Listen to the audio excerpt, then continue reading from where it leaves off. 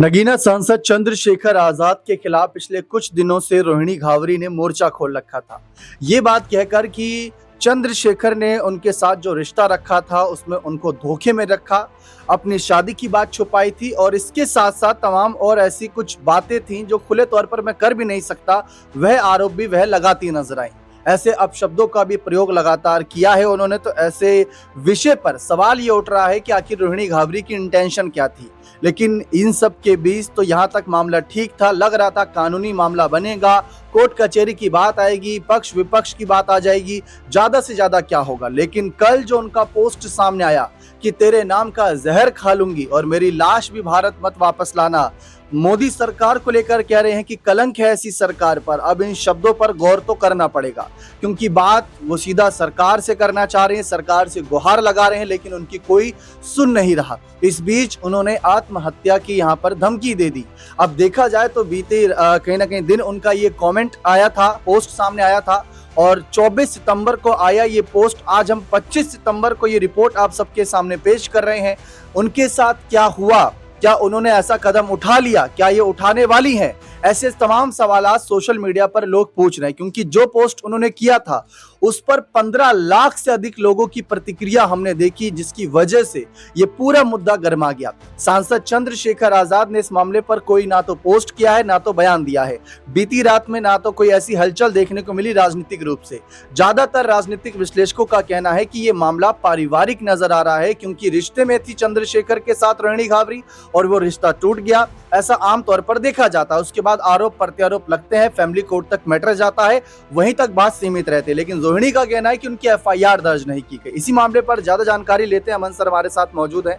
Sir, Rohini Ghavri के बयान अब तक तो ठीक थे, लग रहा था कानूनी मामला बनेगा, लेकिन जहर खाने की धमकी देना, इसको आप कैसे देखते हैं? देखिए, बिल्कुल। और लगातार 2-3 महीने से रोहिणी घावरी तमाम सारे आरोप चंद्रशेखर आज़ाद के ऊपर लगा रही हैं। तमाम सोशल मीडिया के जरिए उनके ऊपर ऐसे ऐसे खुलासे कर रही हैं जो इससे पहले किसी ने सुना भी नहीं था। लेकिन इसके बावजूद भी अब जो लड़ाई लड़ने की बात कर रही थी रोहिणी घावरी, लगातार ये बात कर रही थी कि मैं हिम्मत नहीं हारूंगी, मेरे माता पिता मेरी हिम्मत है, उन्होंने मुझे लड़ना सिखाया है, ऐसे शख्स के खिलाफ मैं लड़ाई लड़ूंगी जिसने मेरी ज़िंदगी बर्बाद करने का प्रयास किया। और तमाम सारे जो बातें, तमाम सारे आरोप जो हैं वो चंद्रशेखर आज़ाद के ऊपर उन्होंने लगाए। लेकिन महत्वपूर्ण बात अब ये देखने को मिल रही है कि अब वो वापस स्विट्जरलैंड पहुंच चुकी हैं, भारत में रहीं काफ़ी दिनों तक, लगातार जो है पुलिस के पास भी पहुंची, लगातार ये बात यहाँ पर भी कहती रही कि भाई उनकी एफआईआर दर्ज होनी चाहिए, जो बात वो कहना चाहती हैं वो कम से कम लिखित में उस बात को एक्सेप्ट किया जाना चाहिए। लेकिन यहाँ महत्वपूर्ण बात ये हो जाती है कि क्या वाकई में जो बातें रोहिणी घावरी कह रही थी, क्या पुलिस को वो नहीं लगा कि वो एफआईआर दर्ज करने के लायक भी वो बातें हैं? क्या ये कहीं ना कहीं उनके लिए परेशानी का सबब बना? क्योंकि हम देखते हैं आमतौर पर कि ऐसे मामलों पर पुलिस जो है कार्रवाई करती ज़रूर है। तो क्या रोहिणी घावरी के साथ में या जो उन्होंने बातें कही हैं उस बात को लेकर पुलिस पूरी तरह मुतमईन नहीं थी, या यहाँ पर जो सबूत देने की बारी आई होगी क्या वो सबूत उनके पास मुकम्मल नहीं होंगे? क्योंकि देखिए, जब एक रिश्ते में होते हैं तो उस समय तमाम सारी बातें आपस में होती हैं और तमाम सारी चर्चाएं आपस में होती हैं, लेकिन उसका मतलब ये नहीं हो जाता कि उनकी बिना पर किसी के खिलाफ भी पूरी तरीके से तुरंत शिकंजा कस लिया जाए, क्योंकि इसका भी एक प्रोसेस है। और यहाँ पर रोहिणी घावरी जिस तरह से मोदी सरकार के ऊपर भी सवाल खड़े करती हैं, सरकार पुलिस पे भी सवाल खड़े करती हैं, तो क्या ये माना जाए कि एकदम से सारे लोग उनके खिलाफ हो गए? तो ये जो बातें उन्होंने कही हैं, ये कहीं ना कहीं जो बहुत सारे हमारे जो दर्शक हैं वो भी ये कमेंट करते हुए नजर आ रहे हैं कि आखिर रोहिणी घावरी चाहती क्या है। देखिए सर, एक सवाल ये रहेगा, आपने सबूत की चर्चा करी रोहिणी घावरी का, अगर आप सोशल मीडिया हैंडल देखें तो वहां पर कुछ वीडियोस भी पोस्ट किए हैं जिसमें उनको शराबी तक कहा जा रहा है। उनके हाथ में कुछ ऐसा गिलास, उसमें वहां पर देखा गया कि कुछ लोग कह रहे शराब है, कोई कह रहा है उनका समर्थक कि उसमें ग्रीन टी है, कोई बचाव कर रहा है, कोई उनके खिलाफ नजर आ रहा है। तो सबूत तो वो दे रहे कि रिश्ते में थे। देखिए, रिश्ते में थे, इसमें कोई ऐसी बात नहीं है, क्योंकि अमूमन जैसा आपने शुरुआत में कहा था, बहुत सारे लोगों के इस तरह के रिश्ते कई बार उजागर होते हैं। लेकिन इसका मतलब ये नहीं हो जाता कि आप जो पर्सनल चीजें होती हैं उसको भी सोशल मीडिया पर इस तरह से जारी करते हुए नजर आ जाए, क्योंकि आपकी लड़ाई अगर आज़ाद से है तो वो एक लेवल पे होनी चाहिए। क्योंकि मुझे आज़ाद का अभी भी वो ट्वीट और वो जो उन्होंने बयान दिया था वो याद आता है कि भाई मैं जो कुछ बातें हैं वो मैं कोर्ट में कहूँगा, मैं मीडिया के सामने कुछ भी अपनी जो निजी बातें उनको सार्वजनिक नहीं करूँगा। और देखिए, यही होना भी चाहिए, क्योंकि रोहिणी घावरी के साथ में जो कुछ हुआ, हम ये नहीं कह रहे हैं कि भाई उनके साथ में जो कुछ हुआ या नहीं हुआ, जाहिर बात है कि उन्होंने जो बातें कही हैं हो सकता है उसमें सच्चाई हो, लेकिन उसको प्रूफ करने के लिए आपको कोर्ट जाना पड़ेगा, तमाम जो प्रोसेस है उसके तहत जाना पड़ेगा। लेकिन सोशल मीडिया के जरिए, चाहे जो आप वीडियो का आप जिक्र कर रहे थे, जो वीडियो हम सोशल मीडिया पे भी देख रहे हैं और तमाम तरह की उसमें चर्चाएं भी हैं, तमाम तरह के अपशब्द भी बोले जा रहे हैं, तो ऐसे में कई जो जानकार हैं वो ये भी कहते हैं कि क्या रोहिणी घावरी का मकसद सिर्फ चंद्रशेखर आज़ाद को बदनाम करने का तो नहीं है, क्योंकि लगातार जो वीडियो भी जारी कर रही हैं, लगातार अपशब्द भी बोल रही हैं। और यहाँ पर महत्वपूर्ण बात ये हो जाती है कि वो एक लंबी लड़ाई लड़ने की बात कर रही थी, लेकिन वो भी अब इस लेवल पे आकर पहुंच रही जहाँ पर वो ये कहती हैं कि मैं तेरे नाम का जहर पी लूंगी, मैं जो है मर जाऊंगी, तमाम तरह की बातें वो कर रही हैं। और इस तरह की चीज़ों को दिखाकर क्या वो आज़ाद की जो पॉलिटिकल इमेज है, क्या उसको वो अब धाराशाही करना चाहती है? क्योंकि देखिए ये लड़ाई जो है वास्तव में कोर्ट की लड़ाई है, कोर्ट में आपको जाना चाहिए, वहां पर तमाम चीजें हैं उसके तहत आपको आगे बढ़ना चाहिए। और भारत में रहकर अगर सर एक सवाल ये रहेगा कि जब आप अगर चुनाव लड़ने जाते हैं तो आपको हलफनामा देना होता है, जिसमें आपको अपने बारे में तमाम जानकारी, आपके पास कितनी संपत्ति है, परिवार के सदस्य कितने, सारी जानकारी देनी होती है। साल 2022 का विधानसभा चुनाव सबको याद है, जब योगी आदित्यनाथ के खिलाफ ये चुनावी मैदान में उतरे थे तब इन्होंने हलफनामा दिया होगा, ऐसा माना जा रहा है, और तब भी इन्होंने अपना जो स्टेटस है वो क्लियर किया होगा।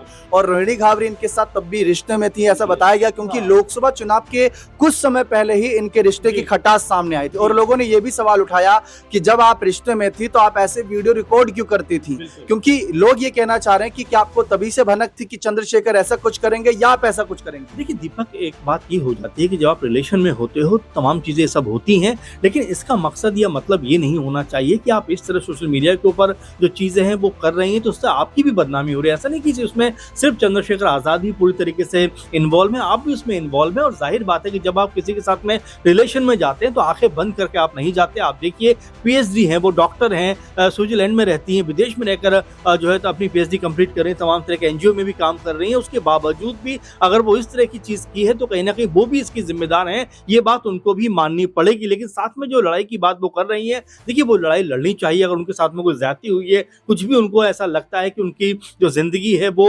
एक तरह के बर्बाद करने का काम किया गया है या उनको एक तरह धोखा देने का काम किया गया है, तो बाकी वो फाइट लड़ी जानी चाहिए। लेकिन वो फाइट लड़ने के लिए भी एक अलग रास्ता अपनाना चाहिए। इसलिए सोशल मीडिया पे तमाम सारे वीडियो डालकर आपको इंसाफ नहीं मिल सकता। आपको इंसाफ जो है कोर्ट के जरिए मिल सकता है, अदालत में जाकर मिल सकता है। उनका कहना है कि उनकी एफआईआर ही नहीं दर्ज की गई। देखिए आई थी, बहुत सारी बातें हुई, पुलिस महकमे में पहुंची, दिल्ली पुलिस में भी वो गए, उनके पिता भी गए। लेकिन अब मैं वही कह रहा हूँ कि ऐसा क्या है जो ये एफआईआर दर्ज नहीं हो पा रही, जो बात वो कह रहे हैं, क्या पुलिस उससे कन्विंस नहीं हो पा रही? क्योंकि देखिए ऐसे मामले कोई इक्का दुक्का नहीं है, हजारों की तादाद में, लाखों की तादाद में निकल के सामने आते हैं और बाकायदा मामले भी दर्ज होते हैं। लेकिन यहाँ पर जो चीज है वो क्या है, ये समझ से परे दिखाई पड़ती है। क्योंकि रोहिणी घावरी ने, जैसे मैंने कहा, कि सबूत के तौर पर जो चीजों को सोशल मीडिया पे रखा है, जब आप किसी रिलेशन में होते हो तो ये सब चीजें बहुत कॉमन है, बहुत आम है। तो क्या पुलिस इसी को लेकर कहीं ना कहीं उनको बहुत गंभीरता से नहीं ले रही? ये अपने आप में बड़ा सवाल बन जाता है। और साथ में सोशल मीडिया के जरिए अगर रोहिणी घावरी ही अपनी लड़ाई लड़ना चाहती तो मुझे ऐसा लगता है कि सिर्फ सिंपैथी के अलावा सोशल मीडिया से उन्हें कुछ और प्राप्त नहीं होगा। देखिए हमने जब विनेश फोगाट, महिला पहलवान, सड़कों पर उतरी थी, अपनी आवाज ब्रजभूषण शरण सिंह के खिलाफ उठा रही थी, तब हमने देखा था कि वह सब खुले तौर पर अपनी आवाज बुलंद रख रही थी। लेकिन उसके कुछ समय बाद मामला शांत होता चला गया। उनके भी ऐसी आरोप थे कि एफआईआर नहीं दर्ज की जा रही। फिर उसके बाद हरियाणा चुनाव होता है और हरियाणा चुनाव में वह लड़ती भी हैं चुनाव और वह विधायक भी बन जाती हैं। ऐसे ही कयास रोहिणी घावरी को लेकर लगाए गए कि क्या 2027 से पहले कहीं ऐसा तो नहीं करना चाह रही। फिलहाल ये हमारा तो बिल्कुल नहीं कहना है, सोशल मीडिया पर लोग तरह तरह की बातें कर रहे हैं, लेकिन बहुत से लोग रोहिणी घावरी का समर्थन भी कर रहे हैं कि बहन तुम चिंता मत करो, हम तुम्हारे साथ हैं, ऐसा कोई कदम मत उठाओ। तो हम भी यही कहना चाहेंगे कि अगर कोई बात है तो सड़कों तक अपनी आवाज रखिए, सड़कों पर आइए, विपक्ष उनके जरिए अपनी आवाज रखिए। ऐसा कोई कदम उठाना जिसमें आपकी जान पर बात बनाए, वो यहाँ पर किसी को भी मंजूर नहीं होगा। फिलहाल रोहिणी घावरी के परिवारजन क्या करते हैं, पार्टी क्या करती है, जिसमें बीएसपी की बात करें, आजाद समाज पार्टी की बात करें या बीजेपी पर जो आरोप लगा रही है, उनका क्या रुख रहता है, देखना दिलचस्प रहेगा। बने रहे चैनल के साथ, बहुत बहुत शुक्रिया।